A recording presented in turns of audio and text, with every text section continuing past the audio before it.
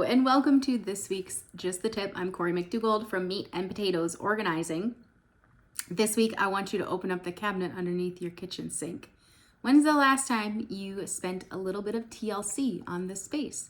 I know for me, it has been a couple of months, probably at least 6 to 8 months. So I'm going to be opening it up and taking a look at everything that I have in there. I want to make sure that I have, first of all, the supplies that I actually need to keep down there.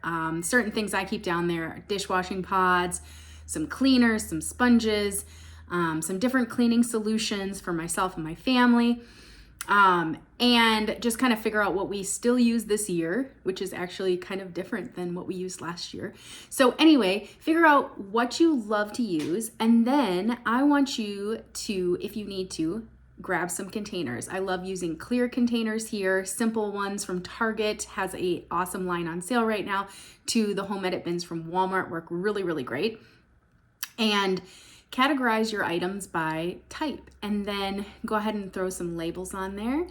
And now you've got a nice, clean, organized under the kitchen sink space, making it easier to find, garbage bags, cleaning supplies, anything you need to kind of get that kitchen cleaned up.